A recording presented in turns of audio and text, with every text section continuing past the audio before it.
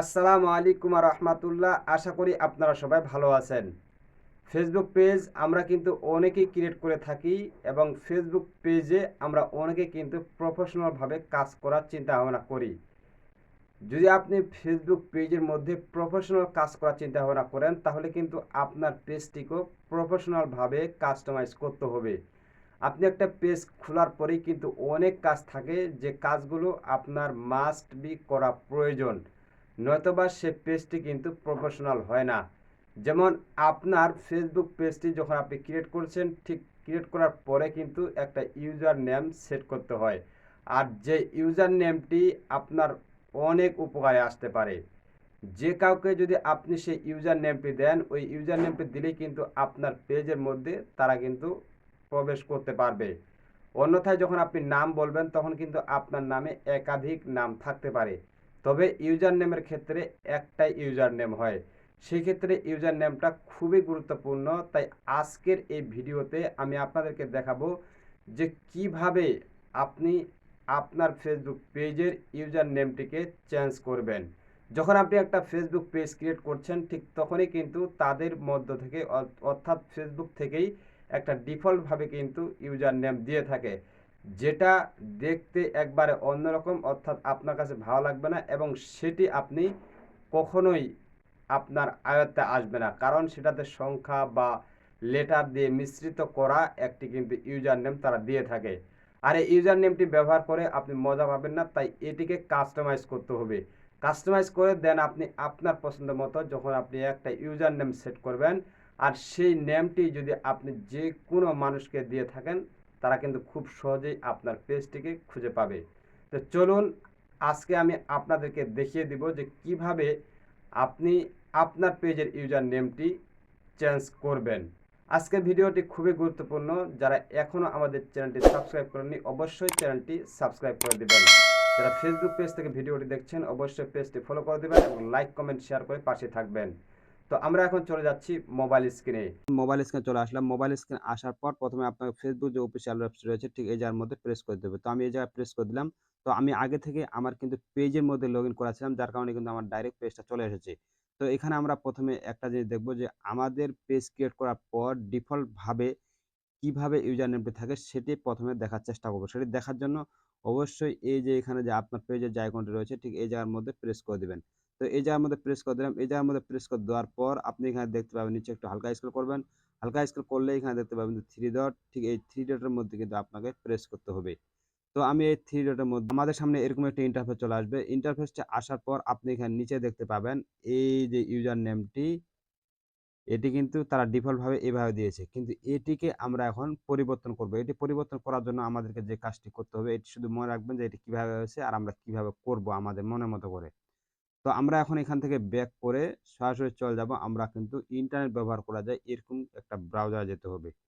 তো এরকম ব্রাউজারে যাওয়ার জন্য আমরা যাইতে পারি ক্রোম ব্রাউজার। এই যে হচ্ছে এটা হচ্ছে ক্রোম ব্রাউজার। ঠিক এই ক্রোম ব্রাউজারের মধ্যে আমরা প্রেস করে দেব।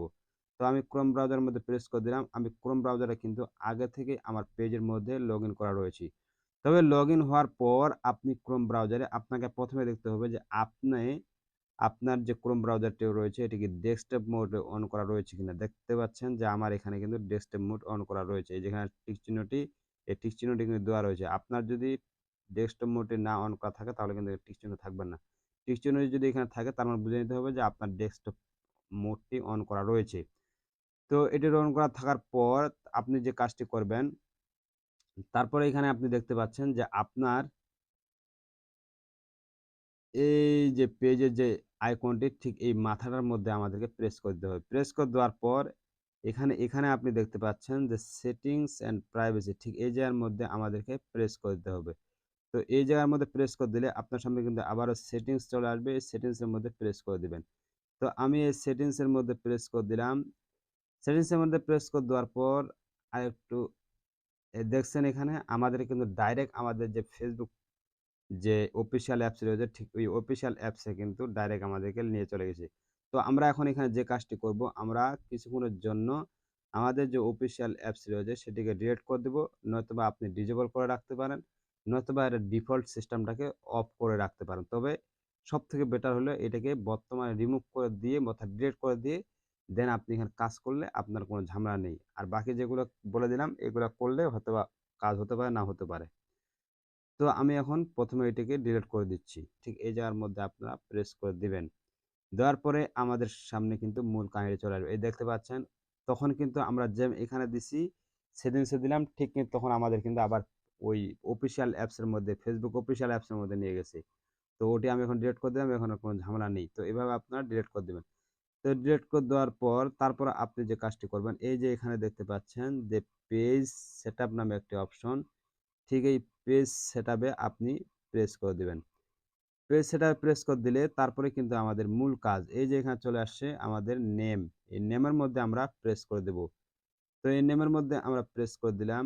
প্রেস করে দিলেই কিন্তু আমাদের এখানে এই যে দেখতে পাচ্ছেন নেম এবং ইউজার নেম এখানে কিন্তু চলে এসেছে। তো আমরা এখানে আমাদের মনের মতো করে ইউজার নেম নিব। তবে এখানে একটা কথা বলে রাখি, ইউজার নেম কিন্তু পৃথিবীর মধ্যে একটাই হবে।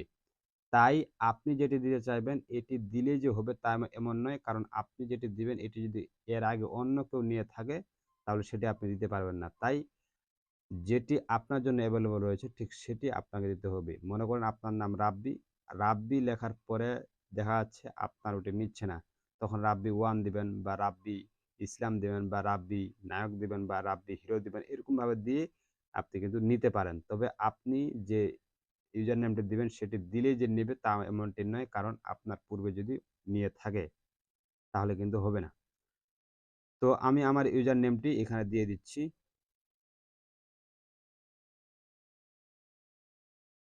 ইউজার নেমের উপর প্রেস করার পর আপনার সামনে এরকম কিন্তু একটি বক্স চলে আসবে। এই বক্সটি আসার পরে কিন্তু আপনি এখানে ইউজার নেমটি দিয়ে দিবেন। তো আমি আমার ইউজার নেমটি এখন কিন্তু দিয়ে দিচ্ছি। ইউজার নেমটি দেওয়া হয়ে গেলে তো আমরা এখানে দেখতে পাচ্ছি সেভ বাটন, আমি যেখানে মার্ক করে দিলাম ঠিক সেই জায়গার মধ্যে আমাদেরকে কিন্তু প্রেস করে দিতে হবে। তো প্রেস করে দেওয়ার পর একটু অপেক্ষা করতে হবে, কিছুক্ষণের মধ্যে লোড হয়ে যাবে। লোড হওয়ার পরে আপনার যে ফেসবুক পেজটি রয়েছে এই পেজটি যে আইডি আন্ডারে খুলেছেন ঠিক সেই আইডিটির পাসওয়ার্ডটি কিন্তু এখানে চাচ্ছে, ঠিক এই পাসওয়ার্ডটি কিন্তু এখানে আপনাকে দিতে হবে। পাসওয়ার্ডটি সেটি কিন্তু দিয়ে এখানে এই যে সাবমিটেড যে অপশনটি রয়েছে ঠিক এই জায়গার মধ্যে প্রেস করে দেবেন।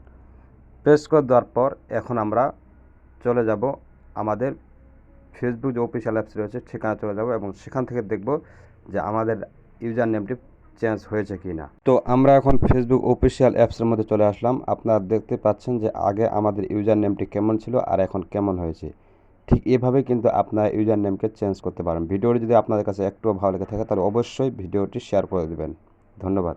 এই ছিল আজকের ভিডিও। ভিডিওটি যদি আপনার কাছে একটুও ভালো লেগে থাকে তাহলে অবশ্যই আমাদের চ্যানেলটি সাবস্ক্রাইব করবেন এবং পাশে থাকা বেল বাটনটি অল করে দিবেন। যদি আপনি ফেসবুক পেজ থেকে আমাদের ভিডিওটি দেখে থাকেন তাহলে অবশ্যই আমাদের পেজটি ফলো করবেন এবং লাইক কমেন্ট শেয়ার করে পাশে থাকবেন। দেখা হচ্ছে অন্য কোনো ভিডিওতে। সে পর্যন্ত ভালো থাকবেন, সুস্থ থাকবেন। আল্লাহ হাফেজ।